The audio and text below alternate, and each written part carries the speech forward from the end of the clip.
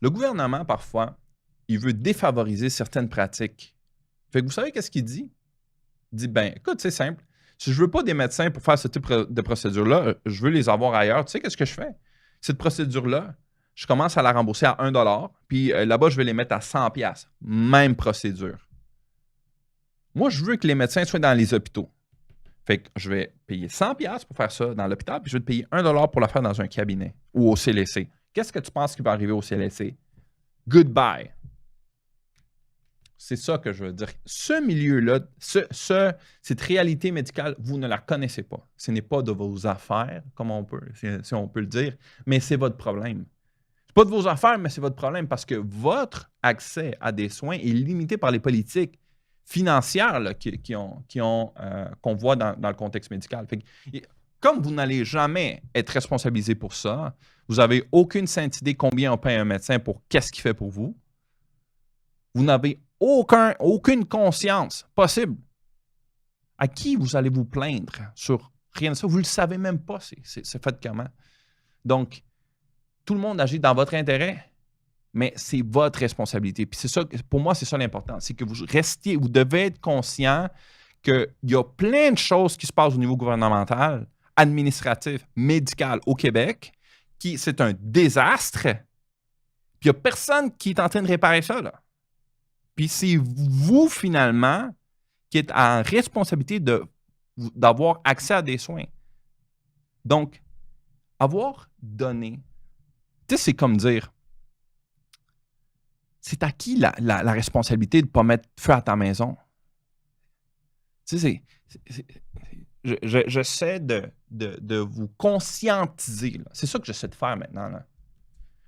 Vous conscientiser que c'est vous le perdant. Là. Celui qui souffre quand le système ne marche pas, c'est pas le bureaucrate puis c'est pas le médecin. C'est vous. Là. OK?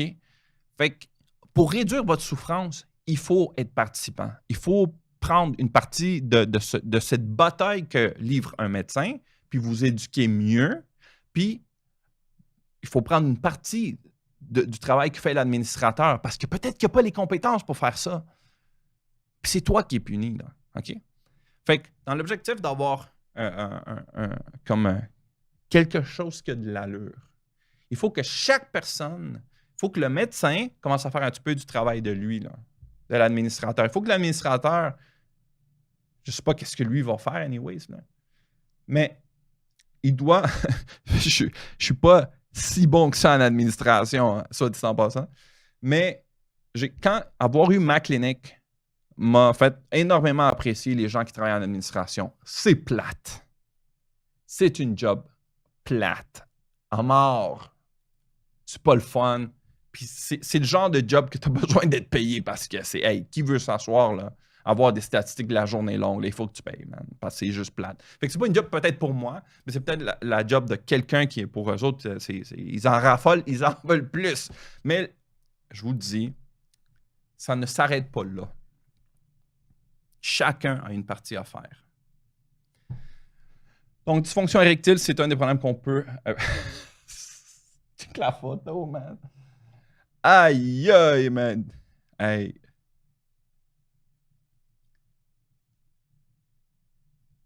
Miction nocturne fréquente touche 30% des adultes canadiens, se lèvent 2 fois ou plus par nuit pour uriner, augmente le risque de chute, fatigue, accident. Particulièrement dangereux pour les camionneurs assistant à un sommeil réparateur pour sécurité routière. Ça, c'est pas une joke, là. Ça, de 100%, là. Imagine-toi que tu as de l'apnée de sommeil. En plus de ça, tu te lèves souvent pour aller faire pipi, man. Quand est-ce que ton cerveau se repose? C'est pas une joke, là. Il y a des gens qui ont ces problèmes-là.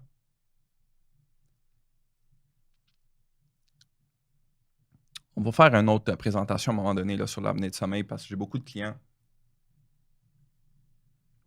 camionneurs qui ont ça, puis on va essayer de trouver, de vous aider là-dessus. Là. Fait que l'incontinence fécale, un Canadien sur comme 25, 1 sur 22, c'est pas si connu que ça, là. Mais combien de choses peux-tu faire pour l'incontinence fécale?